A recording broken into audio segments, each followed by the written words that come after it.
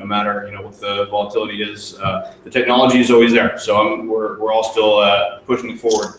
And a lot of huge news is still continuing to follow the massive amounts of investment in Bitcoin.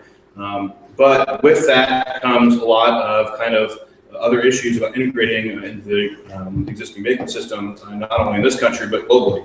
Of course, Bitcoin stands on its own, but in order to get the things in and out of Bitcoin, including the investments, there's a regulatory system that comes into place. So this is Joe Cicolo, is that correct? Chicolo. I totally botched that. But I can we rehearsed. Right? He's visiting. We should totally rehearse this. He's here in Sacramento on kind of a trip and looked us up, and so we're going to host him and hear what he has to say. So let's give him a big welcome. Thanks. Appreciate the round of applause. It's not often the client talks, so I get a round of applause when I come in the room, and I guess there's no regulators here. So that's also some good news. So Dan, I appreciate the introduction. It's a great opportunity here for me to be with you guys today. As the slide implies, we're going to do some regulatory analysis tonight.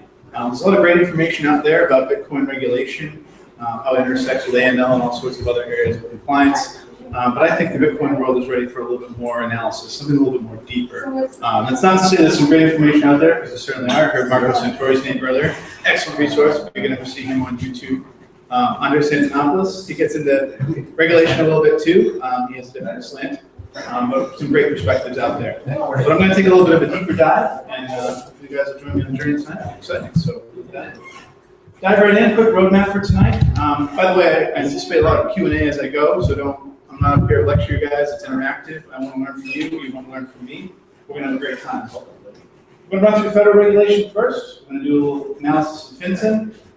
Two-part analysis. We're going to talk about some of the backstory, what's going on there, some of the rework, some of the things behind the scenes that will have some impact on Bitcoin.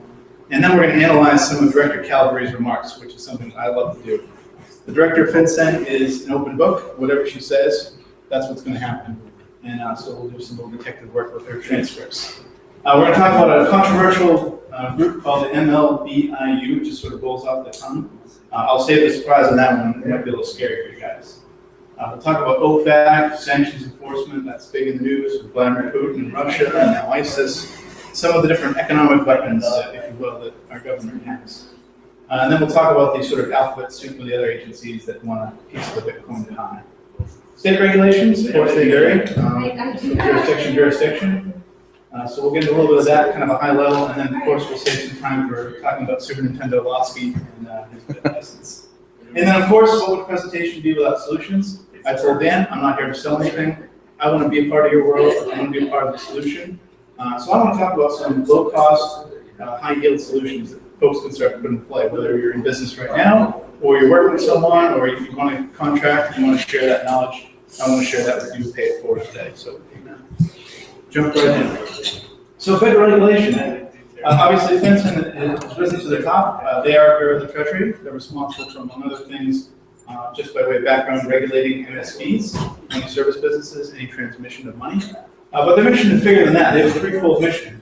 The first mission is to safeguard the financial system from what they call illicit actors. Their term, not mine. What the government feels is their responsibility to protect the banking system from bad guys. And so what they want to do is they want to make sure there's no bad guys in there, so they think it's their duty to protect us in that regard. Obviously, prevent money laundering, analyze that data, that's important too. What's key here, the third part of their mission, is to disseminate data to law enforcement. So when you find what's known as a SAR, or suspicious activity report, the government takes that data, so say FinCEN takes that data on behalf of the government, and they put that into a database that's searchable by law enforcement. So you put in all the customer information that you have, and you put a narrative of what you believe that suspicious activity to be. And then there are a task force all over the country, FBI, Secret Service, IRS, DEA. They sit around a round table and they go over those reports and they fight over who's going to investigate what case. And literally there have been fights over my reports. One office in Seattle was commenting about that. So FinCEN guidance, as Marco Santori says, the day that lived in infamy in the world of Bitcoin. That's when FinCEN came out and said, you know what, you're a money transmitter, Bitcoin, and we're going to regulate you if you fall into any one of these sort of adjectives here, creating, obtaining, distributing. They later went back on that and said, well, it doesn't apply to miners, and if you're a business that accepts Bitcoin, it doesn't apply to you. So it was a little wishy-washy. But needless to say, they're in the game now. So what does it require? Well, the first thing you need to do is register with FinCEN. And from what I can tell you, that is the easiest thing you ever do, is apply to FinCEN. Why? It's a check-the-box exercise. You'll have all the information either on your desk or right up here. It's very fast. Check the box, no charge. They send you within a matter of days. They'll send you your MSB license, license number, I should say, and you can print a little cute little PDF off their website to show your license. But a lot of responsibility comes with that, and including that is obtaining state license. You'll also be expected to develop what's called the 4 pillars. So a written set of procedures and controls that are designed to thwart and are designed to thwart money laundering, I should say. And that's what regulators will hang you on, is your written procedures and controls. If you don't do what you say you're going to do, that is the first thing they're going to go after, because then they're going to say, what else aren't you doing? Because you told us this is what's important, you told us you're going to do this, and you end up not doing it. And that's what they're going to go after right away. And they're just going to keep going down that road and asking more questions and digging deep. I'm sorry, Dave. So I want to interject really quickly, because I think you're making a couple assumptions here that, especially at least some of the online audience might not recognize this.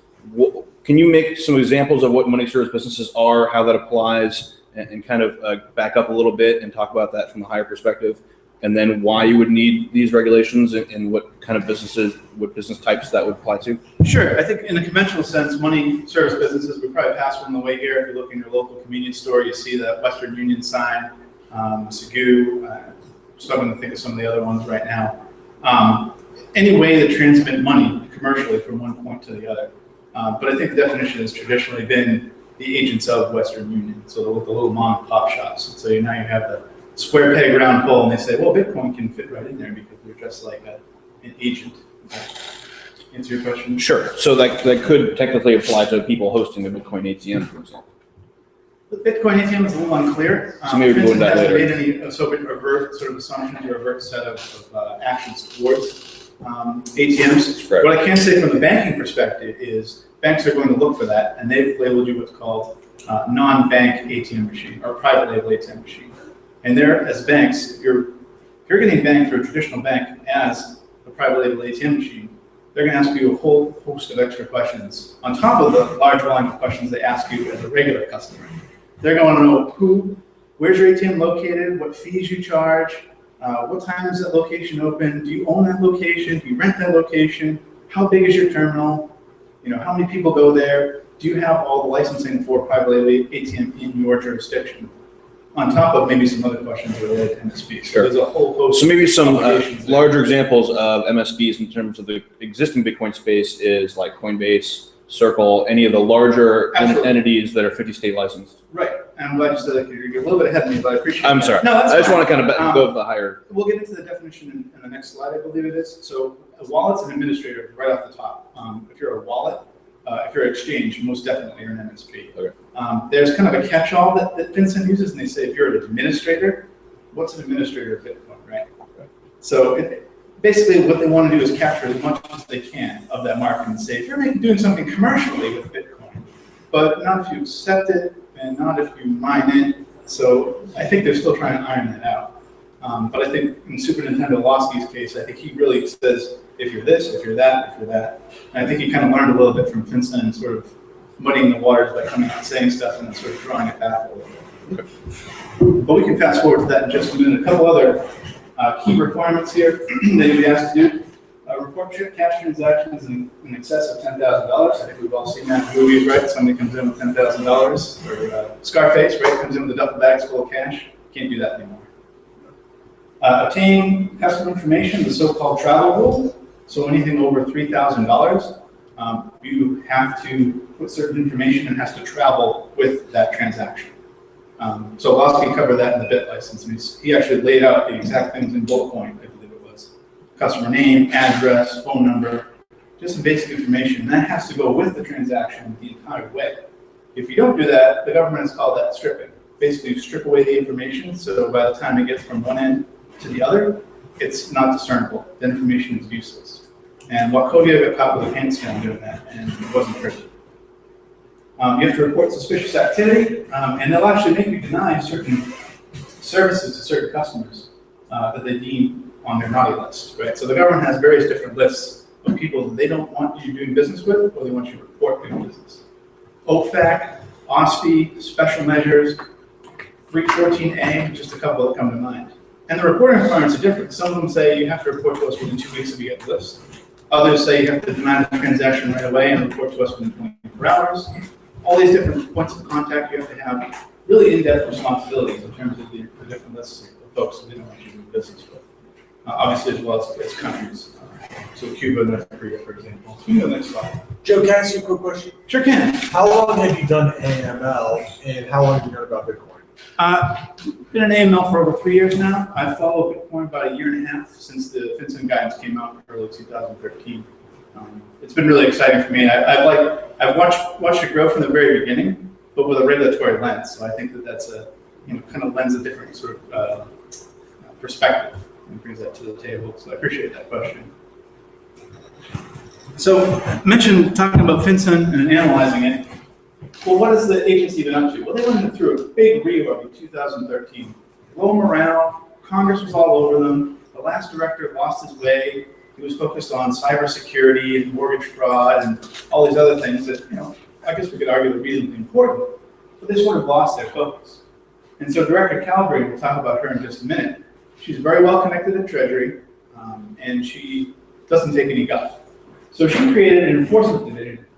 And so the key example for the enforcement division, I think, really drives home the point of what these folks are and how serious they are, is when they went after JP Morgan in, I think it was January of this year. So they went after them for failure on their oversight of Madoff. So Bernie Madoff, we all know who he is, right? So he had several accounts with JP Morgan.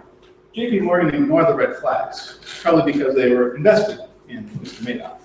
And so they failed to look even deeper. So they basically had red flag indicators that said, hey, you want to take an extra look at this, you want to gather more due diligence, and they sort of look the other way. What regulators have termed as willful blindness. If you divert your eyes somewhere else, or you don't follow up on something that you're expected to follow up on, the government says that's willful blindness, and that is equivalent to actual knowledge. In the government's own words, that is actual knowledge if you divert your eyes. And of course, they failed to file timely SARs, which is the suspicious activity report. So I love to analyze FinCEN, by the way, and this is fun for me. So another teammate and I were analyzing this disclosure, and we found something interesting about this enforcement division. We had heard about it, June 2013. Okay, they're doing a reorg. That's great. All the federal agencies do that. But I thought this sentence was really key, and I think it's worth reading out loud. The enforcement division is comprised of an elite group. So they're special forces within FinCEN. This elite group, that shows you how important it is. They're putting their best personnel in their enforcement area. Who seek to protect the financial system and want to share exploit illicit actors. They love that term. The division has a broad array of enforcement authority, meaning we're just going to let them go. We're going to give them every resource they need.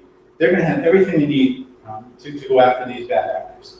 So by pulling that out, what we wanted to highlight, at least the institution I work for right now, is that this enforcement division is not going to hold back. They've got all the resources, the best manpower, and they're really going to start going after what they deem to be the non-compliant or the bad guys in their world. So I thought it was worth sharing with us here tonight.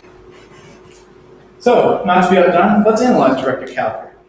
So this is a conference that I attended, ACAMS, the Association of Certified Anti-Money Laundering Specialists. This was in Hollywood, Florida, March of this year.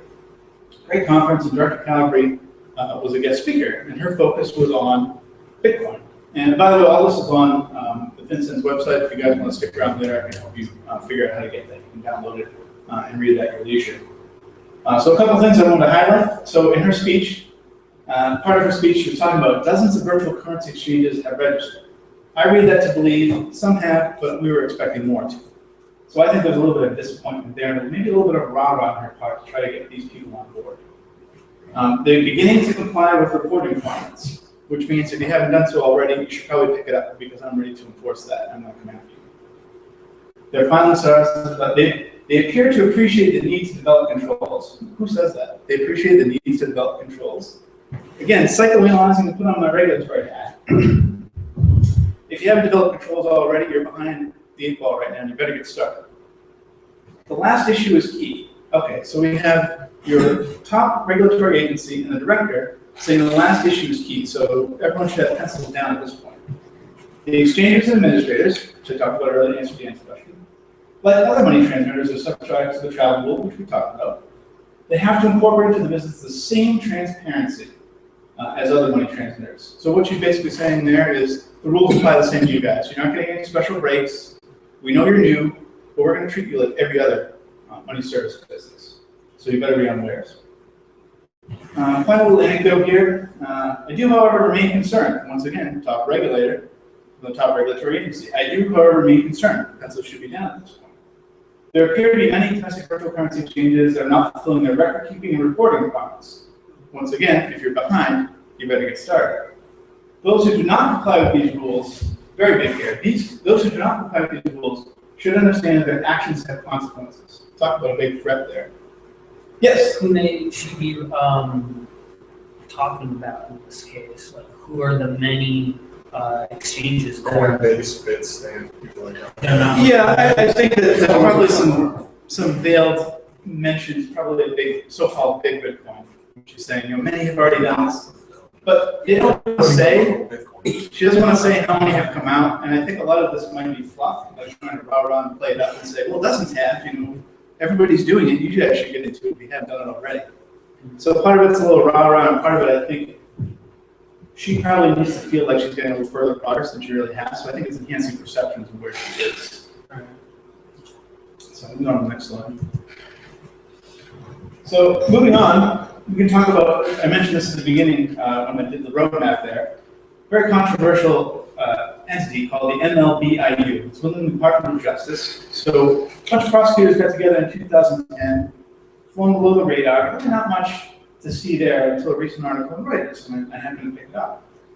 So this agency was, or this little cadre was created, if you will, regulators, because they identified that they sort of lacked this capacity to look at money laundering investigations, to look at financial statements, transcripts, and things like that.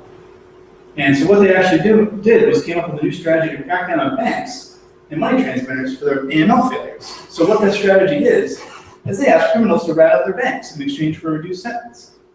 So if you can believe it, when they catch these criminals, the goal of these prosecutors, these dozen or so prosecutors, I think it's higher now, they sit down with the criminals and they say, all right, we're going to make you a deal. Oh, I'm not a rat. I'm not going to rat out my buddy. No, you don't rat out your buddy. Where do you bank? Where do you go? Did you go to a casino? Did you go to a money transfer business? Maybe you went to a check cash. Maybe you can tell us who you bank with and who your buddies bank with. So I would submit to you that it's very likely that a criminal is going to rat out their bank. Maybe not their, co-conspirator. Maybe not, even their rivals, right? So gangs and things like that, they're not going to rat anybody out. They don't want to be a rat. But do you think in prison they'd be labeled as a rat if they told them their bank? I don't know. So the government claims to get several high-profile prosecutions. And my warning on this is I don't think it's a matter of if, but when this group finds a Bitcoin exchange or wallet. And imagine at that point how they're going to run with that and how they're going to frame that.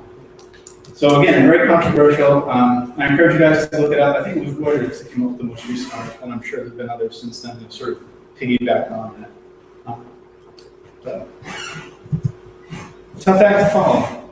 So I think we've heard a lot about sanctions enforcement, Russia and Vladimir Putin, and all these lines that we're drawing in the sand. Now we're going to block your oil company, now we're going to block your banks and all your pals and this and that. So the folks responsible for that in the government are known as OFAC, Office of Foreign Asset Control, within the Treasury, as I mentioned. This dates back to actually the War of 1812 when OFAC came out. I don't want to bore you with history, but I think it's pretty fascinating. But the U.S. figured out that their economic power could be as strong a weapon as their tanks and their artillery. So they came up with this sort of asymmetrical, non-lethal weapon of war that they decided to put together different lists or countries or responses, and it's under presidential power that they can engage in OFAC. So what we've seen lately, shifting the priorities, we've seen a steady increase in prosecutions under the current administration at the federal level pursuing those that don't enforce sanctions. Of course, again, with the backdrop of Russia and now ISIS, this has become a pretty big deal. So I put up a couple examples of cases on this page and the next page for you guys to kind of look over. I don't read each in depth. You might recognize the prosecutor there, Ben Lonsky. What's interesting is these in France. So a lot of these are in foreign jurisdictions. But Mr. Losky, of course, is a lawyer, you have to assert jurisdiction, right? So if a crime happens in Montana, the prosecutor here in Sacramento can't charge the case because they don't have jurisdiction. So what Mr. Losky said is, oh, these are done in dollar denominations, and the transactions, even though they're in France, they're cleared in dollars in New York, and that's my house. So I'm going to prosecute you because you didn't look at these guys' lists. So BNP Paribas, they paid a pretty hefty fine there. As you can see, just about $9 billion because they're doing transactions in Sudan, Iran, and Cuba, 3 of the 4 banned countries. I guess all they're missing is North Korea. At that point, why not, right? So they concealed transactions, they deceived the U.S. authorities, and engaged what I called earlier stripping. So I mentioned that earlier, where they took pieces of information away from that transaction. So think of the transaction having a label and all this information. As it got further down the pipeline, they started abbreviating and changing characters. So it's like the old-fashioned game of telephone children used to play. By the time we got to the end, the message was completely different. And just some other interesting facts there. President Holland, I don't know if I'm pronouncing that correctly, of France, actually publicly criticized President Obama on a live mic. But BNP, for its part, said this is no impact to our operation. We're just going to move on. But I think as Bitcoiners, we can all appreciate that as we think about legacy banking. $9 under the rug. Yeah, right? I think they looked in the seat cushions for that. A quick question about the previous transaction as well. I know, would they still have had jurisdiction just based on clearing through New York and dollar dominations if BNP did not have companies that they own, like Bank of the West in the US as well?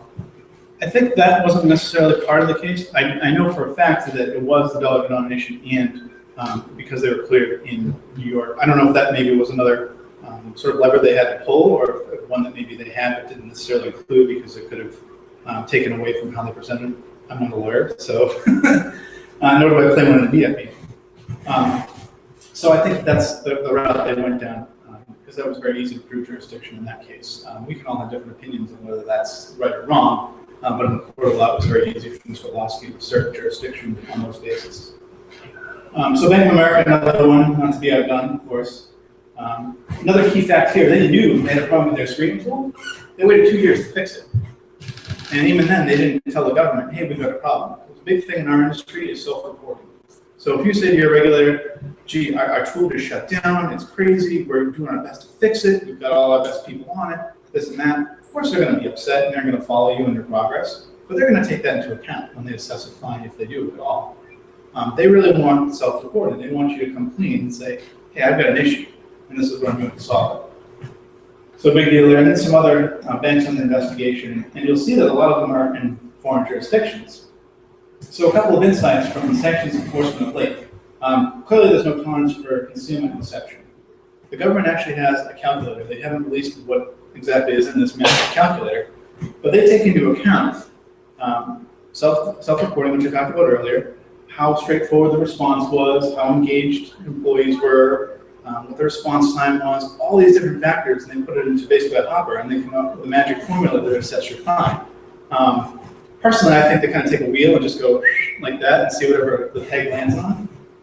But in their minds, they've taken into account those various different factors. A couple other insights. I don't think this enforcement is going away. I do think it has an opportunity to go back to the domestic side, right? So it's been on the international side. The president and the government have taken a lot of heat because they focused on foreign countries, banks in foreign countries. And so what these banks are doing is pressuring their governments and saying, why is the U.S. coming after us? The reason they are coming after, if folks aren't aware, is something called extraterritorial reach. So the U.S. is one of a few countries. Well, yeah, maybe a little Freudian slip there. You guys got that. One of the few countries that actually asserts extraterritorial reach, in which they say there's somehow, some way, I think the best way for you guys to think of it, somehow, some way this is tied to an American property, American citizen, American territory. They find some kernel of that, and they use that and assert extraterritorial reach. Because you're probably saying, why did the German regulators go after that? Not so in this case. Thank you. Some other alphabet soup agencies. CFPB, that actually just came out, the sort of congressional watchdog, the GAO, you see it there on the bottom. They recommended the CFPB get involved in Bitcoin, which I'm sure you guys are all delighted about. The CFPB is quite a controversial government agency, in my opinion. They were formed in response to the crisis Senator Warren from Massachusetts, sort of spearheaded this endeavor and said, we need something that protects people from themselves. That protects people from banks, and so they came up with a sort of independent agency. And they have very wide latitude, so they're consumer protection. Anything involved in consumer protection, which I guess is the entire market, right? Because consumers touch that market. They can examine banks. A big component is they collect data from customers. They actually set up shop all over the country. They have, I don't know if they're still doing this exercise right now, I think it was in Cyprus. They set up shop around the country and they invite people to submit complaints about their bank. They capture all those complaints and they basically use that as their ticket to then go into certain banks or to go after certain types of transactions or activities. And a lot of their rulemaking will stem from these complaints, and it will be something like, well, you should include this disclosure when you offer this product, or you shouldn't offer this to this customer because that may do this to that customer. Really with a consumer lens. If you're worried about FinCEN, I'd be really worried about the CFPB.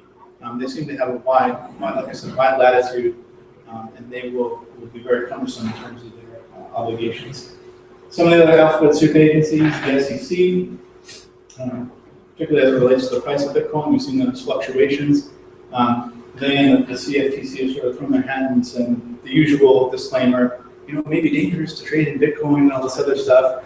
They're still trying to feel their way into that little space, looking at it from a commodity standpoint. The IRS says it's property. Take that for what it is. Federal Trade Commission, this kind of drop hints that they're interested in. Federal Election Commission, I think we're all aware that there are now some candidates that are taking Bitcoin. The Federal Election Commission said, okay, really didn't sort of do anything about it, which was kind of interesting. But that's not to say that they can't come up further down the line and say, you have to change your heart. We move on to the next one. So states, so I mentioned FinCEN actually requires, it's very important, FinCEN requires you to register with the states in which you do business. Now you're thinking to yourself, well, I'm in California, I have business in California, this is great, I'll just go get one from California. Not so fast. You're probably going to do business with people all over the country in all different states. You have to be licensed in every single one of those states. And if you're places like New York, surprise, surprise, they have their own extraterritorial reach in which they can say, if you're a citizen of New York or if you're in New York. So if you're on vacation, Dan, in California, you're out there in New York, you fall under New York's jurisdiction. If let's pretend, I'm a citizen of New York and I come out here to California, Mr. Lasky's regulations follow me out to California, and wherever I go, if that were the case. There are some exceptions to that. Montana, New Mexico, and South Carolina, you guys may have heard, those are the states that don't, for whatever reason, license MSBs. I don't know why. They're a very diverse cross-section of states. I think it's just sort of some legacy thing that sort of stuck with them. Requirements vary by state, I mentioned that earlier. It's a privilege, not a formality. So with FinCEN, check the box. Like I said, everything's either up here, in front of you on your keyboard, and you get it within a matter of 10 minutes, you push that forward. With states, it's a long, drawn-out process. They're going to ask maybe for bank statements, fingerprints, as Lonsky has asked for, all different other sorts of requirements, and they vary. And I have just a list of listed items here. Then you even do impose additional requirements like Lonsky has. Fixed fees, variable fees, just some other things there. Surety bonds, 1 to 3% of that bond. Then you're required territory, which of course we talked about. And so what if I don't apply for a state license? Joe, I don't like this, I don't want to apply for license. Well, first of all, it's a violation of federal law. So when you check that box with FinCEN, part of that agreement is you're going to get a state license. And they will point to that and say, you didn't get your state license. You can ask Charlie Shrem how that's going. Loss of FinCEN licensure, if you have your FinCEN licensure already, and you're not following through in the states, or some states don't like something about it, you're done. Interestingly enough, we don't think that our federal agencies and government agencies talk together. The states actually talk. So if you're in hot water with one state, or you're not answering their questions in a timely manner, or you're giving them the runaround, they may actually talk one state to the other, whether it's Ohio to Wyoming or California to New York. They communicate back and forth as well as should. Yeah, sure. Just to clarify, all these requirements are on the business side, not on the client side. So if you're dealing with clients, the dealings that you have back and forth are all under the regulations, but the owner falls to the business owner to go with them, not the client. Correct. To my knowledge, there's been nothing about what a consumer of Bitcoin in terms of their responsibility is. In fact, if anything, it's the opposite because the CFPB is trying to get the consumers of Bitcoin to say, oh, you don't like your exchange? Can you tell us about that? Right. You know, oh, you don't like your administrator? Oh, yeah, we're listening. But I suspect that's not going to be like, if anything, from what I've learned in the Bitcoin world, it's a very tight-knit community. People love the product, or products are required, love the experience of Bitcoin, and love that ecosystem. And I don't think we're going to see as many complaints as the government maybe anticipates. So that'll be interesting to watch too. Or in the case of EFL, the opposite happens. Yeah. Pirate at 50. Right. So the moment you've all been waiting for, let's talk about the bit license. So the New York Department of Financial Services, just a quick background, they were founded in 2011. Well, Joe, that wasn't very long ago. New York was kind of an old state. Well, that's true. They actually had a budget overhaul. They consolidated the regulation, or the regulator, I should say, at the state level for insurance and for banking. They created a sort of super state regulator and Superintendent Lawski in the process. He was appointed by Governor Cuomo, and he was confirmed unanimously, I would add, by the state legislature. How they feel about that now.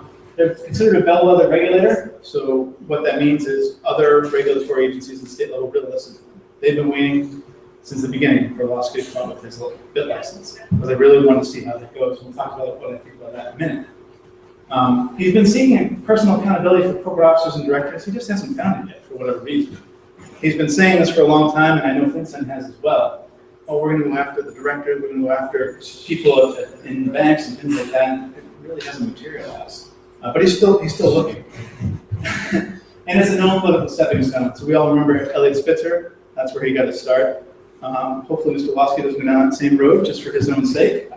But just keep that in mind. I mean, this is really some opportunity for someone, and you have your own opinions about Lawski.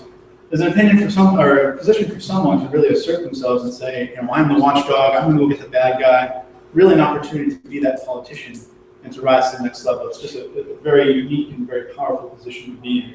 So I think that plays into a little bit of the context here. Bit license, so I won't bore you with too much history. Obviously that proposal was released to very little fanfare in July 17th of this year. And then the comment period was extended. In my opinion, this is separate but equal. Basically what Lawski is saying is, well, yeah, you're a money service business, but you're a different type of money service business. And here's all the extra stuff I'm going to tack on top of that. Broad language, which he's actually conceded, was in there. So I don't know if you've heard any sort of the follow-up interviews from Ben Lawski. He's actually said, you know, there was some confusion about a lot of the broad language, and you know, so I don't know how much of that is that sort of used car salesman approach. Well, you know, things are, yeah, we can go back to work on that. Let me talk to my manager, right? So, it has extensive reach. There were a lot of different parts in there that I've never seen in all my years in regulation. But what I really kind of want to keep in contrast to that is if you think about the banking world, all the different requirements they have in terms of FDIC, keeping records and things like that, just kind of keep that in contrast. I'm not saying that banks and Bitcoin should be the same way, but I think there's a little bit of a play on that. And we're sort of looking more at it from a more comprehensive financial institution. He uses a non-tiered approach, as I call it. You're all the same. You know, it doesn't matter how small you are, if you're in your garage, or if you're one of the bigger players in Silicon Valley. He has extraterritorial reach as a component. We talked about that earlier. It's going to follow you state to state if you're a citizen, and it'll follow you if you come into his state. It's a trial balloon basically for state requirements. So Lawski is sort of one of the more, obviously one of the more vocal forces in the space, but he was one of the first to get out there. And in my opinion, this trial balloon has failed dramatically. I think that he completely underestimated the Bitcoin community. Whether or not who's going to be successful and in what space is a very powerful man. But I think it ultimately failed in the fact that if you think about since that time, there really hasn't been a state that's had anything quite as strong or even close to it as strong. The only thing I can think of is North Carolina, but that was considered very favorable to Bitcoin. A lot of the other states are kind of keeping quiet and seeing where this goes. What I find interesting, I don't have it up here on the slide, how much in contrast this is to the whole startup New York thing, right? So if you guys seen those ads, whether it's on CNBC or somewhere else, the advertising in New York is, hey, we've created these tax-free havens, and we want to get young talent in, and we want to bring in all the entrepreneurs, we want to bring in the tech people. And I wonder what that program inside of the state of New York thinks of Mr. Lawski. And as I said, underestimating the response, Zappo, Circle, kind of two big players basically came up and said, we're out of here, pulling 10 states. I don't think Mr. Lofsky saw that coming. I really do, really don't. I think that he thought big Bitcoin would stay, and I think he'd get a lot of guff, but that it would kind of blow over. And it'll be interesting to see how that plays out. And as I said, underestimate the response. And they're already in competition with California for a lot of that anyway. I'm sorry? They're already in competition with California for a lot of those tech startups anyway. Right. And obviously you have nicer weather out here. Yeah. But yeah, I think they want to be those tax-free zones, as my understanding is they're around colleges and universities. So once again, trying to get that younger tech entrepreneur component. So it'll be interesting to see how it goes. So who's affected? I think we had a question about that earlier. And again, this is towards Mr. Lofsky's piece of legislation and debt license. As you can see, he's covered quite a swath of areas that are affected, receiving, transmitting, and we'll go through all of them. But basically, you can think of it as wallets, exchanges, anything sort of commercially driven. Anyone who has control over units of Bitcoin. Regulatory aspects, if you want to kind of do a breakdown, I've seen various different permutations of the different sections. And this is kind of my quick heavy hitter of the different components as I read the 42 pages of the debt license. Big on consumer protection. We talked about the CFPB earlier. I really think that this is where they're going to lend their expertise in that area. AML, of course, that's my bread and butter. That's my community that I work in. Big component on that. Cybersecurity. By the way, Mr. Lofsky, I don't know if anyone follows him as well as I do, he said his focus next year, his agency, the biggest focus is going to be cybersecurity. So that's a little tidbit there. Didn't say Bitcoin, didn't say this, that. But I think regulators are like the high school captain of the high school football team, right? The next pretty girl that walks by, that's what they're interested in. In this case, I guess it's cybersecurity. Capital requirements, but not Bitcoin. You can have all that capital, you just don't have Bitcoin. That doesn't count. You want financial disclosure, safety and soundness measures. That's something that the traditional banking is really big into, is proving your safety and soundness. Making sure that you have enough on deposit, or at least as much as you can on deposit to pay out your depositors. Any material changes, although he kind of backed off on the material changes in some of the interviews he did post announcement. And one of his words were, well, we don't need every new technology or every piece of technology upgrade that you want. We're not interested in your intellectual property or IP or anything like that. We just want to know if there's any sort of material changes to your offering. So I think he played a little bit in the gray area there, so that remains to be seen.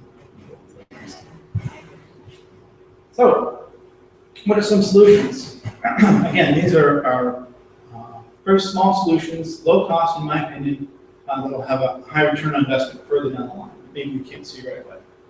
Well done. First one, register with FinCEN, that's a big deal. And begin pursuing state license. It's going to be a long, drawn-out process, probably several years. You want to make yourself, at minimum, a spreadsheet, right?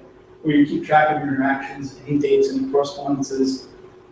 You really want to get out there and talk to these states, meet with the state regulators, as much as it might pain some of us to do. Get out there and meet the state regulators, start corresponding, start following up on their requests. And again, keep all those states going. It's going to be balls up in the air jet. And monitor the changing landscape. You really want to be out there. Google News, set yourself up with some alerts, read some industry publications. My industry has become very popular now for knowledge. ACAMS is an association I'm part of, Association Certified Anti-Money Laundering Specialists. Again, rolls right off the tongue. They put out a lot of information on that, a lot of great articles. Just really want to stay up on any of the changes because it's changing by the second. And, it changed a couple times while I was doing the slide, actually. Pretty interesting. Banking, this one people don't necessarily think about as much. Reach out to financial institutions, secure a banking relationship. Easier said than done. Right now, MSPs are under fire. Regular MSPs, we haven't even got to Bitcoin yet. So as Megan Burton said in the presentation to some of the state regulators from Chicago, it was earlier this year, she said it was 60-something banks that she had been to, and she didn't get past MSP. She didn't even get to Bitcoin yet. She said, I'm an MSP, and then there's the door. And they showed her the door. It's very difficult to secure that relationship, and I think it's something that's an ongoing dialogue. And even after you get that banking relationship, that's something that has to be nurtured. You have to foster that relationship moving forward. You have to show them that you're engaged in some of these solutions, that you really understand your risks and what your responsibilities are. And the moment they turn off that relationship, they send what's called a 30-day letter in our industry, which basically means in 30 days you can either take the money out or we'll send you a batch check to your address on file with the bank. And let me tell you, when you want to make payroll, that's very difficult to do. And I've certainly gotten some guff in that in the past myself. Customer due diligence, or what we call CDD in the AML world. Collect your customer information when you scan a suspicious activity. But also keep in mind, there can be some positives here, right? Positives of regulation, I mean, kind of hard to believe. But you can also line that with your sales and marketing goal. What we used to tell our tellers in the bank is, listen, when you have to capture all this information, we know you don't like to do that. We know you don't want to ask the customer that. But think of an opportunity to sell them other products. Think of another opportunity in marketing. I don't know if that can necessarily translate to Bitcoin realm, but if you have that big data, so to speak, and you're able to use that information to your advantage from a sales standpoint, understanding your demographics, who you're appealing to, there are some ways to kind of mitigate some of the responsibilities from the regulatory side. Program your CDD questions at account opening. I know that point compliance is really big in that area, really helping some of the younger players and some of the smaller players get in there and get their questions set up. So if you have programmers already on your payroll, you're already engaged in the process, start baking those questions into your onboarding process now. It leaves the burden later. GeoIP blocking, I know that's a big deal now, and a lot of the, I mentioned Zappo and Circle, among others, they're blocking their customers in New York. So you want to block those that are outside your risk tolerance. Because what a regulator will say is, are you really prepared to handle customers in Mexico? You know, they're really going to ask you that. And they've asked that traditional banking about other sort of products and services. The Saddle River case was a big one in our industry. It's a small bank in New Jersey. And they were doing basically cash courier services for entities down in Mexico, which turned out to be tied to the drug trade. And so the regulator said, if you're this small bank, and here you have your dedicated compliance officer and a handful of other things, and you're so lucky as to have this relationship and you're putting all this work into it, are you really prepared to do that? So you have to really know your risk tolerance. Start building your compliance function now. It's not a light switch. You can't turn it on once you hit $1 million, or once you get that big VC infusion of capital. You really have to start building right away, and it's going to make it easier. Again, building some of these questions in for customers that are account opening. Start working on your 4 pillars. By the way, with the 4 pillars that I mentioned before, excuse me, written set of controls and written procedures, dedicated compliance officers, annual audits, ongoing training. Those 4 pillars, if one fails, the government says they all fail. So you really need to keep that in mind. You really need to start building them right away. Risk-based approach. What a risk-based approach is in our industry is basically the government says, listen, we know you can't control what happens, but you need to tailor your AML program to identify the risks that apply to your institution. So in the legacy banking world, if you have a bank on the border of Mexico, your risks are a lot different than someone in the middle of Utah, right? So when the regulator expects you to tune it that way. Same with Bank of America versus a local credit union. The risk tolerances are different, the customer bases are different, size, scope, and things like that.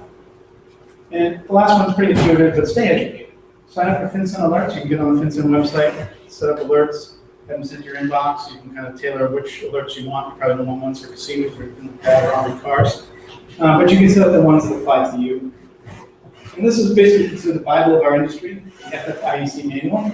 It's basically a spiral-bound notebook about yay big, and it has everything in it. It's available online too. I don't know if you guys probably don't want people to right here in tech world.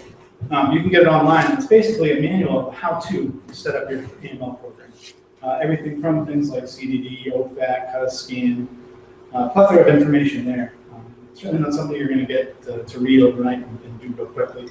But at least allow you to break into that. You can do some fine function and search for the piece of information that you're looking for in terms of solutions you want. And this up. So if you want to learn more, I'm the same guy you see up here. It's very approachable. Call or email me anytime. My contact information down there. If people want to stick around and share their email, or you're comfortable doing that, absolutely. On Twitter as well. And I set up the website bitaml.com. Where from time to time, as time permits, in my legacy banking world, which I'm trying to escape, you can see some articles and some different analysis that are posted out there. And I feel like it's a good discussion spot, and hopefully a great opportunity for me to bring my knowledge to the Bitcoin community, bring my email knowledge there, and slowly transition to the Bitcoin space, which I'm hoping to do in the near future. So with that, Thank you very much for all that.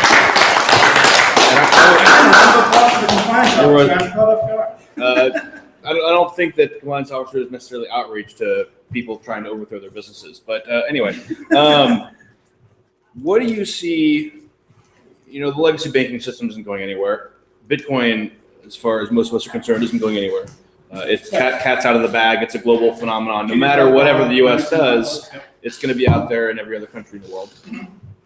How do you see the technology behind Bitcoin really affecting regulation as opposed to the other way around? Because, for example, in a traditional bank, and please correct me if I'm wrong, Sure. big pile of money, you can fudge the assets in the ledgers, and that's kind of how you can have malfeasance. But in Bitcoin, you can't fudge any of that. There's a completely static record going back forever. Right. So, Which, by the way, a lot of people don't understand legacy banking.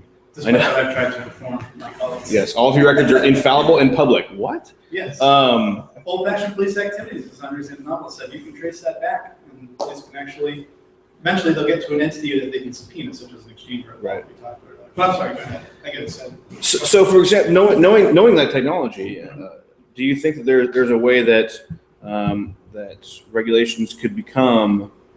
For example, have you done any research on Bitcoin as contracts? I have not. I've focused more on the financial side. Sure, Although so- I do understand how that could come into play. Bitcoin is programmable money. Right. So you can set up a contract that says at a certain date and time, release funds from a wallet with 2 or 3 signatures to a 4th signature. So there can be, could there be changes in the compliance world based on that new technology that would really actually benefit consumers? I think there could be. I think the compliance world has slowly adapted. I know from the ACAMS conference that I talked about, it's kind of a roundabout way of answering, but we really started to kind of get more detailed into understanding what Bitcoin was. Legacy banking still thinks it's this little cute thing that people are doing on the side. Oh, it's not adorable. You have a new idea for banking. Right. They're not really taking it seriously, but I think that keeps rising and that keeps ratcheting up. But I don't necessarily think that it's going to be that driver of compliance. I think they're still going to try to squish that round peg in the square hole for as long as they can. And it doesn't seem to be working right now. And I think that the bit license, in my opinion, was a failure. And I think that trying to apply it to existing, I think, I don't want to quote exactly, if I can paraphrase, I think I mentioned Megan Burton before in her presentation, did an outstanding job when she was in Chicago to the state regulators. She basically said we're 90, 94, something like that, percent of MSP. You know, the rest of it's kind of a little bit off of that. So I see that more going towards looking at it as just a traditional MSP. Right. But as far as answering your question, I can't say any more than that. Sure. Joe, do you personally believe money laundering is a crime? Yes. Not from like a legal perspective, as in, of course it's a crime, as in you're going to go to jail for money laundering. Right, it's the proceeds of illicit crime, basically. But do you personally believe it's wrong? I guess might be the more appropriate question. Yes, it's proceeds of illegal activity. Now, we can maybe describe different pieces of illegal activity that we might disagree on, more on drugs, things like that. Sure. But if it's the proceeds of illegal activity, it's money laundering needs to change that money or needs to transfer that money so it becomes then clean money. Right, so you go through the process: placement, layering, integration. So the government, I'm wondering if there's a behind government that question. should view everyone's money, the situation, and have all view of it, all omnipotent view of that. No, I don't really. My personal opinion is I don't really like the current regulatory environment. It's become a gotcha game. It's overly intensive on people like me. There's a recent article in the Wall Street Journal about compliance people leaving the industry. Some gifted people that I've worked with, had the pleasure of meeting, unbelievably talented people that could bring so many great ideas to the space and probably love Bitcoin and love the new challenges, are leaving because they feel that now it's become a gotcha game. The government's trying to come out and get you and say, you didn't do this as an AML professional. Like, hey, we're on the same side. We're helping you catch the bad guys. But I think it's become that much more intense, and I think the enforcement has been ratcheted up. And some of the expectations are just unbelievable. And I really do feel bad for a lot of the customers when we're being asked some of these questions. And, we get pushback all the time from our institutions that say, well, my customer's not going to like this. And so there's a lot of back and forth. I don't know if that answered your question, but I mean, I do believe that money laundering is a crime. But where the government comes in and all that comes to play, I think we're overly burdensome in terms of. Who's the victim of the crime? I don't mean to get all philosophical. I guess I'm in conflict. It's the proceeds of I think you might. I mean, not want to not put any words in anyone's mouth, but I think that you might be asking about something behind that, which is, what activity constitutes a crime that leads to that kind of, is that not charge. a crime, though, that should be charged? It's Right, okay, so then basically you have to convert your money from the illegal proceeds into something clean money, and you leverage our financial system, putting dirty money into the clean financial system, is what the government says, and then converting and enjoying those proceeds. Why would you commit an illicit crime that makes money? I agree. You know, it has to make money, right? So I why would you agree get with into the crime. drugs? Because you have the crime, you have the risk, what do they call it? Basically, the extra bit of risk. That's why you make so much money, because you're having that risk. Swing the risk of illegal activity. Right, Yeah, that's why. So I think that I'm curious. I'm curious to back that question up from you, which is, are you asking based on certain Bitcoin things that are kind of different? They're different criminal perspectives of that based on jurisdictions. Other countries don't care. Certain states, I mean, there are certain states that don't have any regulations for Bitcoin ATMs, and certain states that have massive. You go to an ATM in California or Texas, you got to put your handprint down. Mhm. Versus in Canada or I think Arizona, they don't care at all. In an attempt to clarify, are you asking if the third party middleman should be prosecuted? I'm wondering why The person who's laundering money versus the person who's actually trying to convert dirty money to clean money due to illicit proceeds of their own doing should be prosecuted, but the person who is doing the conversion possibly without knowledge should not be prosecuted. Is that what you're trying to imply? The bad man. I'm really asking maybe literally who is the victim of money laundering? And that I think Bitcoin kind of steps past that old school, we've got you on a chain or whatever, we're watching you. It kind of takes the power away from the old way.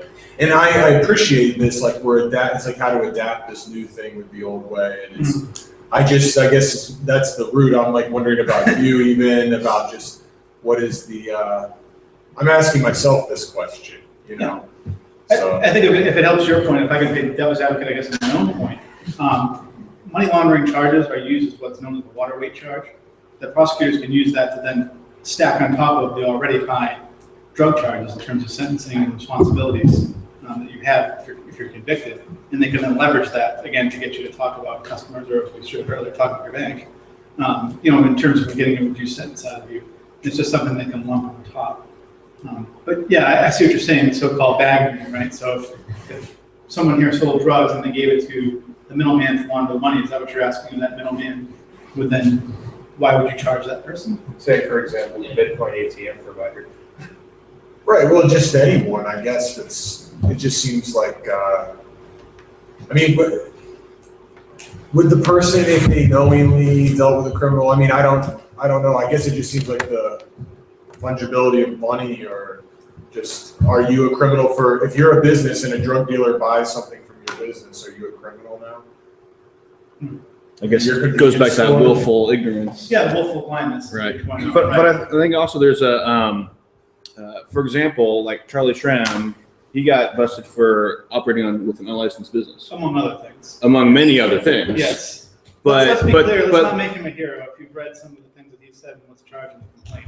Well, I'm just saying, in terms of adding on the charge, it was not just one thing. Right. Yeah. Right. That was just one of the evidence. But yeah, how else is a criminal going to enjoy the proceeds without doing that laundering? What's the process of trying to get state by state, approval for MSD or whatever? So a friend of mine's in Chicago, and he's been at it for a couple of years now, and he's about 20 or so states in. I don't think he might have been telling you because I don't know his name or his company, but kind of a smaller, but has a little seed capital, and he's struggling.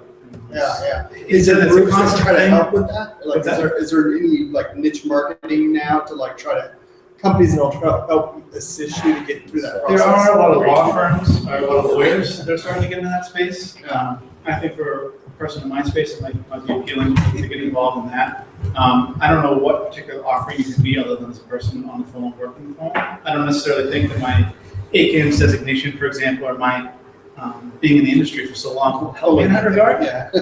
Maybe a person in my space would be more helpful in setting up a bank account where I could go in and talk to the compliance officer and say, look, Johnny and Susie, this customer over here, he's a great guy. I've seen his program. Here's his paperwork. Let's walk through it together. And oh, by the way, let me credential myself as an AML aficionado. I've been in the industry X number of years, and let's talk together one-on-one as AML professionals, because I really want you to understand the person's story. That might be a better niche market, but to answer your question, there's a handful of lawyers out there that are trying to get in there and saying, oh yeah, I can represent you. But I would never dissuade someone from seeking competent legal counsel, but I don't know if I necessarily see any sort of value in there. It's really just paperwork. There's a lot of paperwork. I mean, you want to be careful what you say in the paperwork, so I guess someone from the legal space could be better at that. I'm not. I'd say myself, or And this is not new to, I mean, we're pretty brutally honest in this group, right? We might need a lawyer to represent us, so we don't want to have a fool for a client. Yeah. there's tons of new businesses that require 50 state licenses. Square, for example. Yeah. When they came out and said, okay, use our little reader and take quick credit cards anywhere you want, they need 50 state licensing. So they went and I'm sure they registered with FinCEN, and then they started going down the list of, all right, California, New Mexico, Yeah, Arizona. I've seen several companies struggling, or they announce and then pull back. Right. So it's just, And you can get everywhere and miss one state, and then you've got a disclaimer and block and whatever, or it doesn't work. I would imagine right now there are a lot, if not all of them, are operating without having every single license. I can't imagine anyone has every single license in the District of Columbia right now. So 47 states in the District of Columbia. My opinion, maybe one or two, but I realistically, I don't think anyone can say they have all that. Certainly no one's come out and said they did, right? Because I think that would be something that you would want to trumpet if you had that. In terms of fees, is it varied by each state? It varies. I'm sorry, I had a slide earlier on that. Maybe we should spend more time there. I think it was Alabama was like 250, and then it goes all the way up to 3,000. New York was 3,000. Yeah, surprise, surprise, right? And California just passed a law changing the bond requirement, right? yeah, the current. I think they changed the bond requirement for getting an MSB license to like $250,000 or something. I'm not familiar with theirs. Yeah, there was a recent legislation last year, I We think. talked about surety bonds, right? So it's 1 to 3% of, usually it's 1 to 3% of whatever the surety they want. So I think they're usually up around 250,000, which is. And you said, in that slide said Texas is based on your actual, is that of consumers in Texas? Like it said Texas was fluctuating depending on. Yeah, I Like think a they have percentage. some sort of tier, yeah, based on your size. But that's if you apply for their state license. Okay. And I don't know if they have extraterritorial reach. I would have to look at that. Yeah. I haven't kept up on all 47 states in particular, but certainly New York's risen to the top in terms of what's on my radar screen. Do any of the licenses have reciprocal agreements? Like if you get a license in, say, North Dakota, it reciprocates in other states? Absolutely not. Okay. No, but it's one state and that's it. The only exception, of course, being the extraterritorial reach if they decide to, as in New York's case, if you're a resident of New York and you go on vacation in California, you're still covered. Or if someone, if I, as a resident of Illinois, go visit New York, Losky says I belong to his rules. I'm in his playground, so I got to play by his rules. Although I'd assume if you're compliant with the strictest states, which are probably California, New York, whatever, Right. then You it's could probably a similar that. process, and you'd be ahead. Yeah, I mean, not that I want to recommend you all go up tonight and start working on the bit license, but that if that's the high watermark, then everything else should be a piece of cake in terms of what we need to put together. But states are finicky. I mean, I'll give one example. Ohio is very difficult to get a license, very onerous. They actually interview you, references. They ask for a lot of detailed, specific information, and it draws out over several years. And that's just one state. So like I said, you got to keep the balls in the air. You got to get a spreadsheet going. Yeah, you just got to start with each state and just kind of keep the balls going, keep the conversation going, and you kind of check them off the list as you go down. To what point do you see this pushing Bitcoin? What do you call it? Startups and to other countries? Yes. Yes. I think it's already happened. It's already gonna happened, continue yeah. to happen. I think that, again, education is the best weapon that we have. I know it's kind of a cliche. But I think if anything, what the bit license has shown is we're going to be pretty public and we're going to get out there and say, this is hurting us. And I think that, I don't know if Boss is going to act on it, but I really do think he's heard it. He's heard his Apple, he's heard Circle say, we're out of here. And that's bad news. And once it starts to get, no politician, I guess we want to say, no politician wants to be anti-job, especially right now.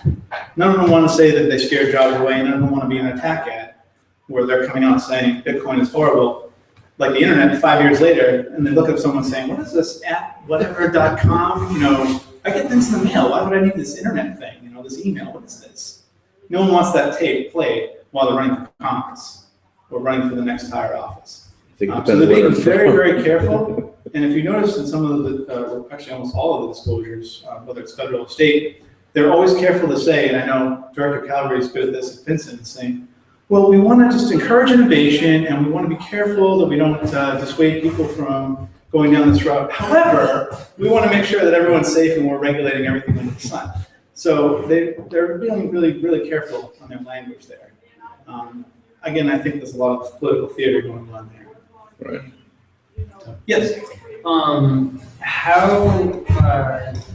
How do you see a regulation now currently and maybe possibly in the future affecting businesses who want to simply accept Bitcoin as a form of payment or maybe have an ATM, Bitcoin ATM, and they're a place of business where they can exchange, either put their dollars in and get Bitcoin out, or even be able to, send their Bitcoins to an ATM and get dollars out? How do you see regulation now and in the future affecting? Okay, I'm going to separate those two because I think that's very important. As far as a retail operation accepting it, I don't think regulation is really going to be your answers up there.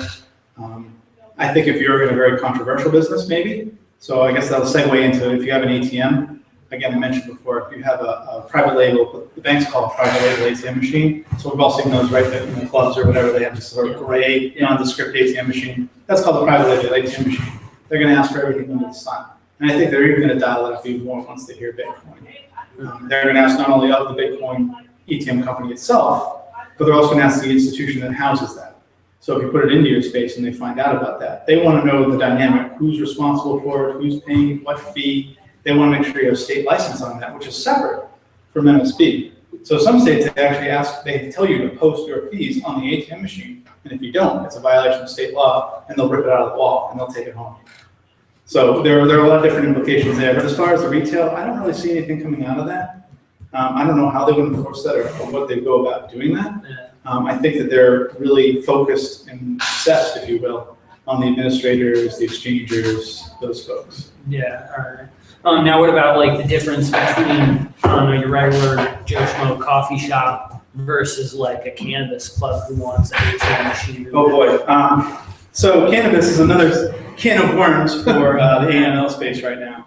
I don't know if you guys are interested in that. We can talk about that offline, some of the requirements there the government has. But anytime you mix what's known as a high risk business, so firearm sales is another example, legal cannabis, just trying to cover it off the top of my head, cash intensive businesses or CIBs, example that would be a gas station, any place that takes in a lot of cash. Clubs. Those have their own due diligence requirements, enhanced due diligence requirements on top of the questions you ask your traditional bread and butter mom and pop customers.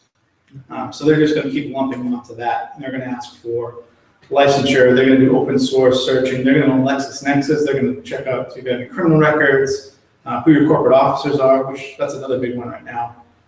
Vincent just announced guidance where they want to know for business customers your ownership up to 25%.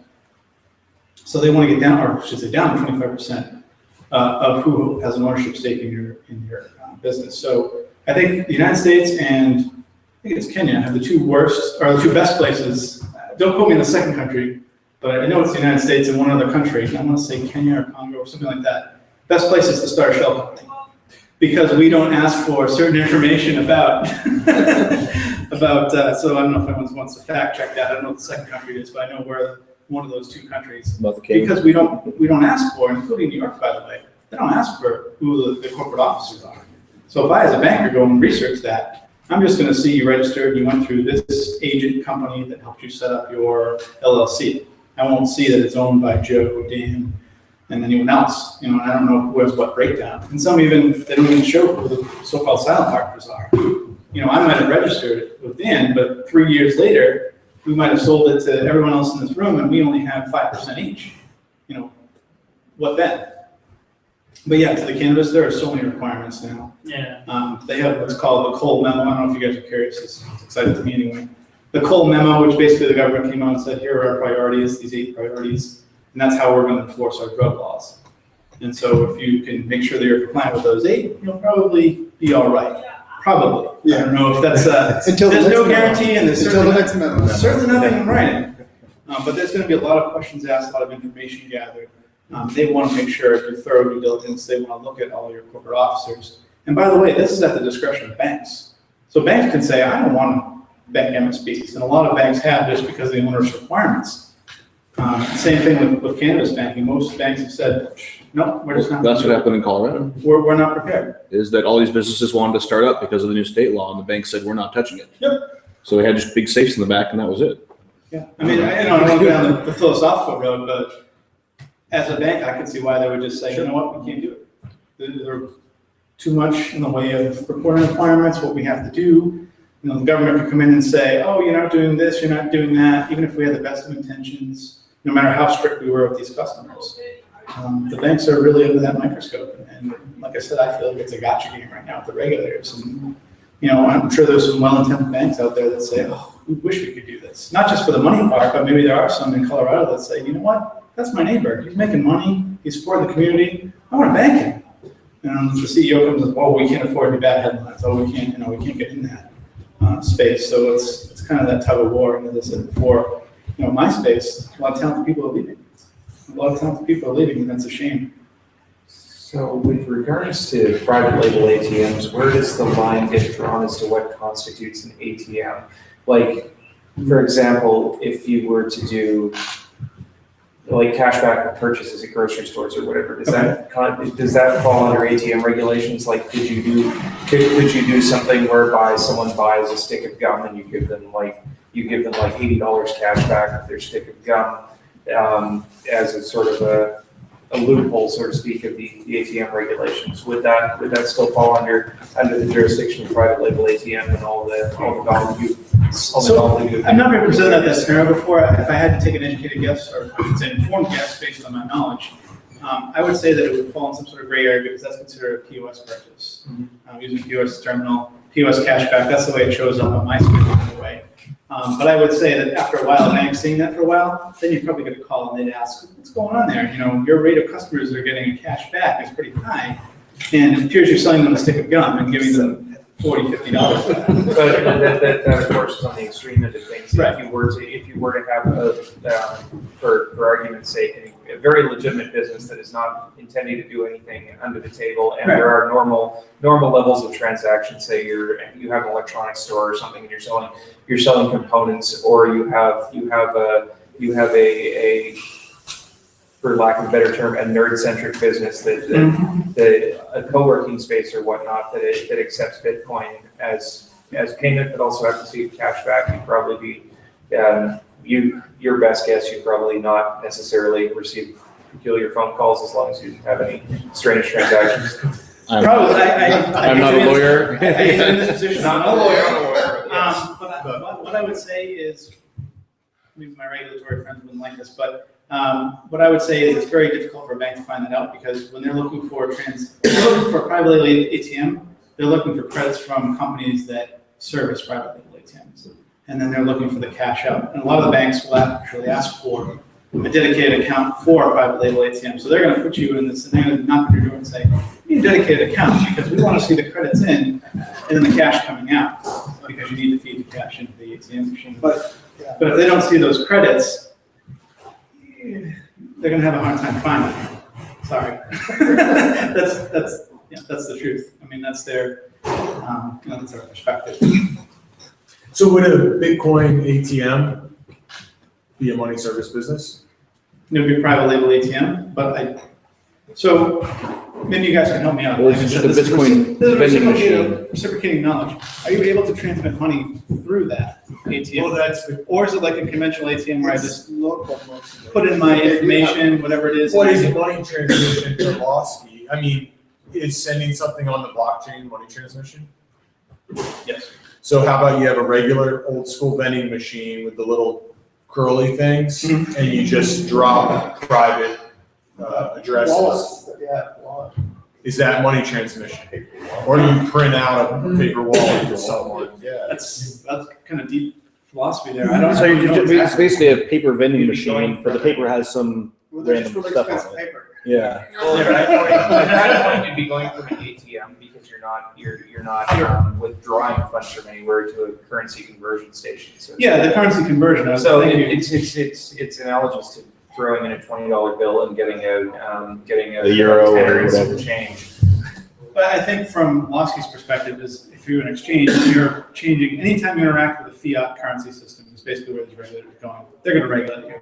So I guess in that case, I would say it'll probably be viewed as an MSP. So you might get a twofer. You might get the MSP and the non-private label ATM. So forgive me, I'm not as up on the private label ATM in Bitcoin space as much as the MSP. But based on our kind of talking this out, I'm going to bet you're going to get the twofer, and you should probably plan accordingly. I bet you wouldn't. I heard there was a difference between being able to put your money in a machine and get Bitcoins out versus a machine where there's two-way transaction where you can not only put money in and get Bitcoin out, but scan your Bitcoin code and then get cash from the machine.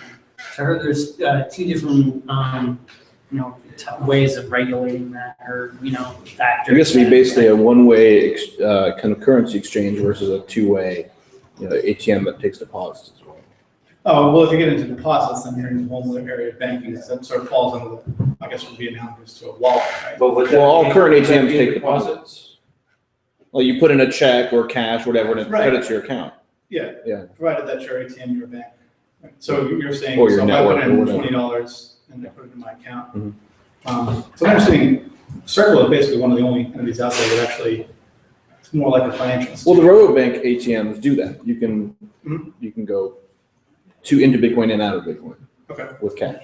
Yeah, I think it's still going to fall under that. I don't know if there's probably an application difference, but it's still going to be viewed as MSB. Anytime you convert with the fiat currency system, that's where you're going to run into the MSB. Probably the MSP, but I don't think you'd be considered deposit banking because you're not actually depositing into an account. Right, You're that's, converting cash into Bitcoin, which goes into your own. Although because you're not. The you cash don't has to go have an somewhere, and account. you've got to reload the Bitcoin, right? So at some point, it's got to go back in through some kind of exchange.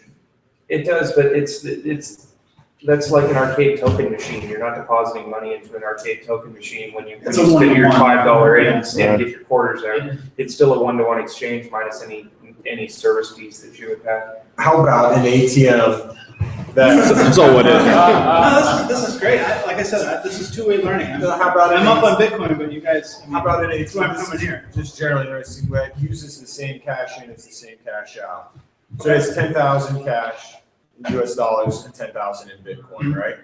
And so if say a lot of people are buying Bitcoin, then it has an excess of cash and a shortage of Bitcoin. So it adjusts its rate, say the market value is $400. It increases the rate at which people will buy from and which it will pay out to return Bitcoin. Okay. So it'll kill demand on the side that's purchasing Bitcoin, but then more people will be willing to come and sell Bitcoin to the machine. So it would never have to interact with anything. It would use the same Bitcoin and the same money the whole time it lived. Would that be an I don't know. These are solutions to these problems. I think this stuff the government is implementing is the problem that Bitcoin solves. And I think, I can appreciate submitting to the regulation, but I also believe that isn't really the solution that we're all gunning for. No. I mean, no, I appreciate the perspective, and I know there's a lot of great industry cheerleaders out there, and I don't use that in a pejorative term. I think that Bruce Fenton's heart's in the right place, but I would certainly disagree with him. I mean, you do not want to view this as some sort of civil uprising where you say, well, I'm not going to follow through on this because there are severe consequences, and the government is going to go after you. This is not the civil rights movement; it's completely different. Let's not mince words here. I mean, I appreciate his, and I hate to pick on Bruce because he's such a great champion for the industry, but some of the things he's been saying and asking people to do or consider doing are very scary, and they have a lot of severe consequences. Is Bruce Fenton? Yeah, so he was on, I don't know, maybe someone could remember, whatever. He came up to the podium, it was about 20, 30 minutes, something like that, and it was just after, I think Losky had announced the bit license. Do you remember? I was Miami convention maybe, or The Miami Boston? convention, that sounds One of those. familiar. Yeah, and he said, it was something like, we just go, I wouldn't do that. Yeah, I would advise against that. Based on what I've seen in the banking world, I think they're really, I hate to say it, but I think they're really gunning for Bitcoin. I think that they're looking for a problem that probably isn't there. I think it's very difficult and time consuming to wander through Bitcoin. I'm sure it's going on, I'm sure it's happening. But like you said, I think they're a problem solution looking for a problem. I don't know, one or the other, right? So they feel like they have a solution to a problem that may or may not be there. I appreciate the water. Well, it's like that Until consumer the stream protection will show memo conversation. where it was like, Until people the are stream buying will drones show with this. conversation. It's like, Yeah. nobody's ever bought trucks. with it. Yeah, so one of the politicians, that's what he said. One of the politicians came out and said, well, maybe we should ban cash. Yeah, And right. that shut everything up. Right? Yeah. Well, illegal activity is going to go on no matter what. It's a You number can one find a way thing to about pay for it. yeah. There are drug dealers, if you watch, I don't know if you watch the show Drugs Inc. I think it's on the National Geographic Channel. And they had one drug dealer on there, and he says, well, I accept the square. And he pulled out his tablet, and he went like that. He accepts the square. So, again, not to pick on the square, I think it's an excellent product. But, to your point, it's legal activity, they're going to find a way to pay for it. Yeah. Right? So we've talked about this in Bitcoin, it's just a transfer of value. Yeah. Whether that's in the form of a paper with a dead president on it, or in your case, the blockchain that's wide open and perfectly viewable. Cash is less, you can track it less. Cash. Right, so what we say in our industry is once you reach cash, you lose the audit trail. Yeah. So as financial institutions, we're concerned, a lot of cash comes in, so you saw earlier that what we call the CTR for the 10,000 in, 10,000 out in a 24-hour period. Government has to file a report, anything over, a penny over $10,000. Now the new thing is they can do SARs if they just think it's suspicious, even if it doesn't hit those requirements, right? Okay, so. It's like 3,000 in 4 days or something. Yeah, if I go down there and do $5,000 every day. Right. Just look weird. So. Okay. No, these are great questions. I really want to take my time with this because I think it's key. So just to back off and make sure there's no confusion. So there's a CTR and a SAR. So the CTR is that $10,000 reporting requirement. Once you're a penny over, whether that's in or out in a 24-hour period, the government has to file paper. They have to say. The bank does. The bank, I'm sorry, to the government, beg your pardon. John Q. Citizen came in on this date, he deposited this money, X, Y, and Z. It's a government form, pre-created, send it right out to the government, what they do with that. And then if there's suspicious activity, it's a separate report, it's called SAR, S-A-R. And so what that is anytime you find the definition of suspicious or unusual activity, they will file a SAR. Now, what's interesting about that is if you try to structure your transactions, the government will get you for structure. So I come into the bank and I say, yeah, I have this $15,000 I deposit. Oh, sir, you're going to have to fill out the CTR form. We'll help you with anything over $10,000. Well, can I deposit 7 now and then I'll come back tomorrow and deposit 8? They're going to file a SAR on you and they're going to say you're structured because you deliberately try to circumvent those requirements. Now SAR, it's very interesting. Structuring is a big deal unto itself, but there are also other suspicious activities. If they have any reason to believe there's suspicious or unusual activity in any format, the banks are obligated to file a SAR. Now, suspicious and unusual means different things to different people. Something without a pattern, something didn't seem right. I've been with regulators and we've looked at obviously taking the names out because it's super confidential, but looking at some SARs where they've at least shared the storyline. And you look at this stuff and go, that's suspicious, really?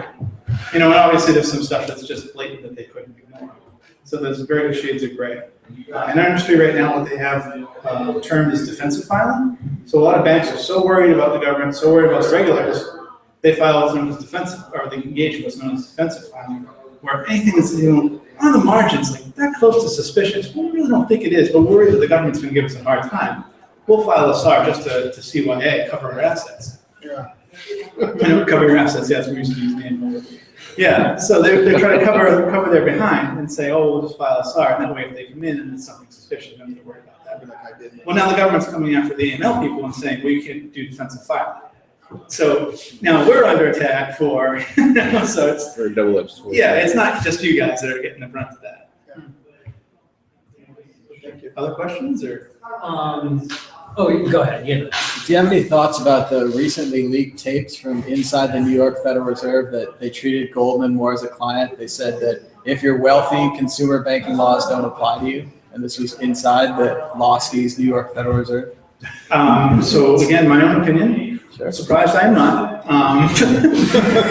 We've talked about this in our industry, that basically Goldman's a revolving door of the government. I mean, you have people coming in and out. You had a Treasury Secretary that worked for Goldman who didn't pay his taxes, and then, oh, I found out I didn't pay my taxes. Now I'll pay them back. It will be free if you'll make me the Secretary of the Treasury. And I'm talking about Geiger, of course.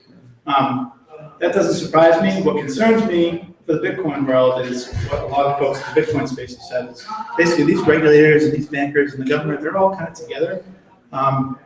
Maybe I was a little naive at first. I didn't really believe that that was necessarily the case, but I'm kind of moving more towards what the Bitcoin community has kind of viewed it as. But I think we sometimes give the regulators a lot of credit. I don't necessarily think that they're out there conspiring behind closed doors to end Bitcoin. I just think that this is all they know. And this is what they're going to do. They don't appreciate and understand the aspects of Bitcoin that really make it truly unique. But more than that, what really prevents that and what really opens it up, the ability for investigators to get the information they need for investigation, and at the same time kind of respect that privacy. If you can subpoena an exchange when you need some information, what's wrong with that? And at the same time, you also have these transactions going on. I don't need to know what number is tied from your Bitcoin wallet to your name or anything like that. I really don't care. But when there is some suspicious activity, maybe I can go after that. So I guess now I'm being philosophical. And that's kind of related to my question. Sure. So are you familiar with what happened in China when, they cracked down on their Bitcoin? Or tried to. Yeah. Yeah. So, do you see that possibly happening here if, someone like, enemy of the state, like ISIS, ISIL, whatever the hell they call themselves now, or, a large cartel starts using Bitcoin? Do you see the U.S. government going after them and using those excuses to? I think they'll leverage that as much as they can to regulate, and I really do believe I don't think they're lying in wait for something, but they're not going to miss the opportunity to use that. And I mentioned earlier about the Consumer Financial Protection Bureau. They're going out there seeking complaints. They're like, come on, complain. They want that ticket in the window, so to speak, from my restaurant experience. They want that ticket in the window for that order. They want to be able to have that license to go in and say, see, we've got all these complaints. And I think that they're probably going to do the same thing once they find some case. And I talked about MLBIU as well, trying to get the criminals to rat out their banks. I mean, they're going to find a way to get in there. And I think if we analyze the mass media, and a lot of people talk about this on YouTube and various blog posts, the media and their presentation of Bitcoin has been completely one-sided. I mean, you can see it out there. When they ask the average person on the street, all they know is, oh, didn't the CEO of Bitcoin commit suicide? And then all these misinformations. And it's just amazing. Didn't that fail? No, well, that was Mt. Gox. Well, everybody lost their money. Well, no, not everybody lost their money. And in fact, they interviewed a lot of people from Mt. Gox, and they said they're still all in on Bitcoin. So they're missing a lot of different facets of it. Oh, and when I mentioned some of my friends in legacy banking, well, that's where all the legal activity takes place, and Silk Road and all this other stuff. Well, Silk Road still exists, and there are many Silk Roads out there. Many are probably accepting web forms or email. It just so happens that Bitcoin's been tied to that. And sort of Charlie Shrem being indicted on the eve of when the Winklevoss twins presented. I don't know if you guys remember that, the timing of that. That was pretty suspicious. I'm not a conspiracy guy, and I have a great relationship with regulators and love what I do, but that to me seems kind of fishy. So I'm with you guys on that. I would think that regulators would jump at the chance to have trackable transactions going back forever, right? As opposed to cash where things disappear, where 99.9% of all criminal activity is done. Yeah. And maybe, I don't know, maybe shame on us for as Bitcoin enthusiasts for maybe not promoting that as much and talking to regulators or we're okay with that. No, you maybe don't they have haven't to. heard that. Where we could say, hey, listen, you basically have what amounts to the ledger of all transactions. Could you imagine everyone's banking records? Again, not being tied to the specific person, but every banking transaction in the country being available right there, and through old-fashioned police activities, if I can quote Andres Antonopoulos, we'd be able to trace that back and see those transactions with law enforcement when, if we needed to, and of course using the powers of subpoena and the court system, God help us, to make sure that we protect people's rights. Well, but that's only right now. What if new technologies like dark wallet make truly anonymous Bitcoin possible? What do you think the regulators would do then? I think that, again, they're going to use that as license. I think they're going to try to muddy the waters and say dark wallet, dark coin, or whatever is Bitcoin. or maybe not directly, but they're going to somehow. But if the Indirectly software make that changes, what do? I mean, everyone's transactions suddenly become dark. We don't know where any of the money's going. What do? That's yeah, right. That's a tough spot. I think, you know. Well, what do you do when you just people FedEx some cash? I mean, Yeah, it's happening all the time. it's the same. You don't know who owns what. It's just in there. It's just Right. out there. Yeah, it's going to be an interesting one. Like I said, I think that the regulators are going to leverage that as much as they can and probably indirectly draw that correlation and make people think, or at least have an implication that Bitcoin is dark block, is dark coin, and that nothing is traceable. And you know, that's why I'm saying for us, and the best thing that we can They do like is say it's creating traceable. that? Like they're creating that by creating this environment where they don't trust Bitcoin, and then Bitcoin doesn't trust them, and then we develop dark wallet, and then they can't regulate anymore. I think it's. Yeah, I don't know how to be able to regulate that, or what they would find for their way in. Yeah. You can't really cheat out the box. Has there been any government other than the Ecuador? well, I was saying, Yeah. other than the dictatorial ones like North Korea that can, has there been a way to regulate technology? Once the cat's out of the bag, I mean, BitTorrent seems to still do fine. Yeah, They talk about it a lot, but it still seems to be out there. That's what's interesting. I guess kind of take this to a higher level. What's interesting to me about Silicon Valley and Bitcoin now is that just, for me, regulation is like furniture. It's always been there. Silicon Valley, the worst thing they had to worry about was patent infringement or someone poaching their talent. And you have these two forces coming together, this regulation, that technology space, and someone made the point earlier, this technology has never seen regulation like this. I mean, this is just unprecedented. You have the movable object, the unstoppable force, kind of coming together. I think we're seeing that play out. Well, money laundering wasn't a crime before 1970. Right. So it just hasn't always been there. Regulation in the past used to be, you can't hunt in the forest without the king's permission, and it's the same thing. Today, it's just them putting their thumb on you. This is the Bank Secrecy Act of 1970, right? So Al Capone didn't do any money laundering. Well, he did, but it was perfectly legal at the time. He paid his employees down in Florida. But that's, I mean, Western Union. Rico's That would be considered money laundering today. I mean, RICO was something you just pop someone on, and now money laundering is something you can help you pop somebody, right? I mean, Right. Yeah, the Bank Secrecy Act or BSA, 1970s you alluded to. I mean, that was very basic at the time. It started with CTRs, and the banks would file anything over $10,000, which hasn't changed since then, by the way. It's been the same threshold. was a lot more. They haven't adjusted for inflation, I guess. It was just CTRs, and it was kind of, oh, by the way, can you look for suspicious activity? And the first money laundering law actually didn't go into place until 1986. So it was kind of like we asking banks to do a little paperwork, and then keep an eye out for something suspicious. Kind of like asking, if you could, can you get my mail? Something that's very light. Then all of a sudden, 1986 came along with war on drugs, and it really started to heat up, and that was the first anti-money laundering law, or money laundering law, I should say. So yeah, it's very unique, sort of throwing that weight on to people and bringing out these new charges. Again, as I mentioned before, that the government's philosophy is you're leveraging and you're taking advantage of the legitimate financial system for illegal gain. Again, we can argue about the philosophy behind that, but their worry is it will turn into some other countries where basically the criminals run the gangs. So I do a lot of service work in Nepal, and they have trouble there. The criminal gangs basically control the banks because they put in all the deposits. And again, I'm not saying we're turning this to Nepal or we're going to go down that road, but philosophically, thinking about money laundering and how the governments have approached it, their argument is we don't want to become one of these places where the criminals control the gangs. They control the financial system. Aren't the criminals already controlling the game? But that, I think the criminals are already in charge. I mean, yeah, but it's Depends who different names, defines right? criminal it's as, right? Yeah. established right now, Right. and it's their laws to control any other players from getting in or anything else occurring. Right. And don't misunderstand me. This is not Certainly my opinion. I'm holding up a mirror right now to our regulatory environment. So I definitely see where you're coming from there. No one's been charged for the financial crisis of 2008. That's right. Right, too big to jail. Yeah, and that's one of the things I put up there in the slide with Losky that he wants to get hold these directors responsible. Vincent's been saying the same thing, but there really hasn't been anything. I think there's some people from Western Union are in trouble there. The I think it was ex-compliance officer or someone high up there is facing some jail time or some fines. My understanding. It'll be interesting to see how that plays out. Again, that's something that scared our industry. how serious was it? Did he neglect his responsibilities? Did management not give him the resources? And scaring talented people, as I said, from my industry that really want to hear from you guys and want to adapt and want to really do the right thing, not just from a regulatory perspective, but really understanding the diverse needs of customers and how technology and the customer base is evolved. Do you have any questions for us? Oh, man.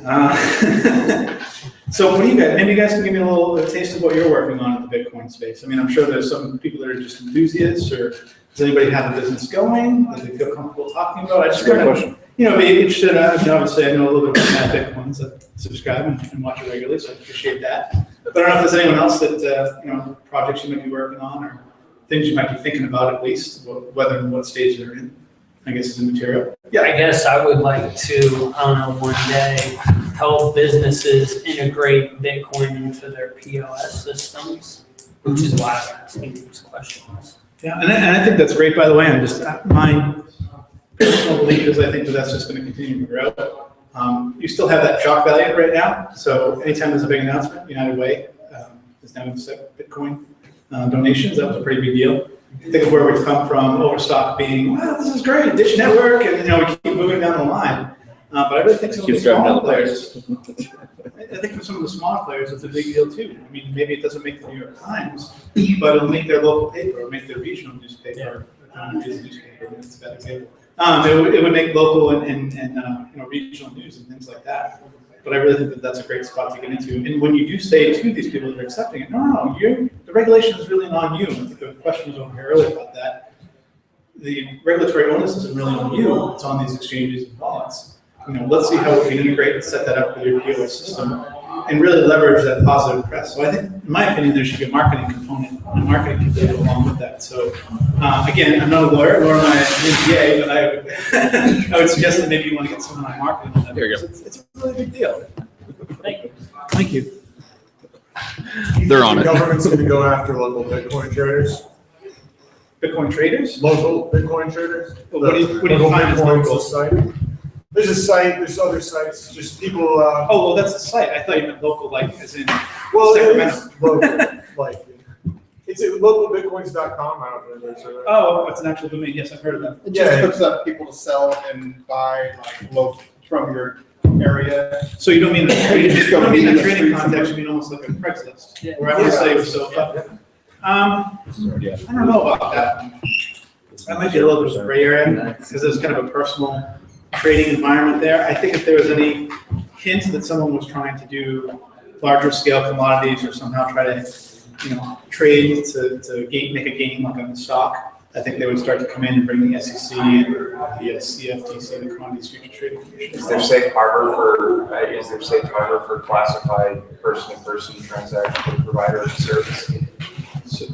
So say that again?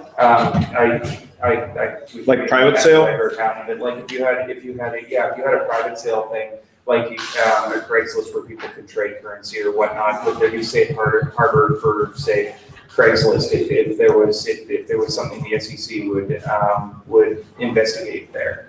As the people who are posting the ads or not facilitating the transaction because they have nothing to do with that, but bringing the two people together who might engage in illegal activity. No, sort of the Napster thing, they provide a platform for the exchange. Well, think about Craigslist as a platform. Craigslist. Right, you can't control who advertises and who accepts the services. But the government can of course make the case that, well, you're not looking out, you're not, finding these things and right in front of you, willful blindness, you should have saw what was going on, illegal activity. So first of all, there's never a safe harbor in Bitcoin, or a safe harbor in general, just coming from the regulatory world. It's like But I'd be very prosecution. cautious. Yeah, I'd be very cautious where they would try to do something like, looking at you from a Craigslist perspective and say, this isn't working, unfortunately you're not looking for this, and you turn the blind eye to that, and you're in a sense facilitating that. Again, no legal definitions here, but it wouldn't surprise me if the prosecutor could make a case for you sort of turn that blind eye and indirectly or directly facilitate some sort of legal activity or regulatory. Hey, you could make yourself famous by being the groundbreaking case that sets precedent. Yeah, well, they're looking for someone, so I'm not saying sign up, but Well, I think maybe in the Craigslist versus like eBay, who's sort of the same thing case, eBay charges for that service, and so I'm sure they have compliance people scanning it for illegal Oh, sales yeah, or whatever. if anything even remotely seems illegal on eBay, they'll pull it down. Well, eBay used to kill all the physical Bitcoin sales. They were delisting all of those automatically. Right. And a lot of private businesses do that. I mean, eBay is a great example if you want to think of other industries. So like FedEx and UPS, when you sign off on that, they have the right to look and inspect your packages. So that's why our friends at the Postal Inspection Service say they love our place because we have to get a warrant to look in your mail. But FedEx and UPS, believe it or not, when you sign the fine print says they can inspect and look in your mail. So, you know, things like that, being able to identify that activity and not wanting to facilitate it. I don't see any protection there. I'm very cautious. Except for encryption. What's that? Encryption makes that a whole different ballgame. Yeah, well, I will constitute these tech folks on that. Well, for example, it's an envelope where the sender and the receiver both have keys that interact with each other. Right, private keys. But the person transacting that, or the network itself, doesn't have a key that will access it. Right, So the it's, government will say you provided a platform where you've created an enterprise that facilitates that transaction. That's what I do. but the internet is the enterprise. Well, that's what they're saying about the Silk Road. They're Well, saying they're the still Silk working Road on was that one. designed for But something Right. to bring those people together somehow, so. Right. You know, So you're- sue you're Comcast the and matchmaker. AT&T. Yeah. Well, yeah, that's Well, why I They're gonna hunt pop down. you for being a witch doctor. They took Yeah. ISO Hunt down because they had top 10 videos, top 10 music. So they said that was implying that people should pirate things because the way it was designed. So they said the Silk Road was like, if you designed a house with a bunch of hidden compartments for drugs, that you're designing that on purpose. You didn't want to be used for that. You're designing the Millennium Falcon. So now we know why Satoshi's anonymous, right? Because I mean, look at what he did. This would all be highly illegal if He's they couldn't put it back. Chaining to a rock. Yeah, he would be an unregistered MSP. Yeah. Losky. Well, Losky says altcoins are illegal in his current bit license. You have to register all your altcoins with Losky first. It's very important, yeah. He's watching out for it. You know, cryptocurrencies. Well, thanks very much for Thank coming you by. guys. I'm out of here. Thanks to the folks online as well. There's 3 viewers.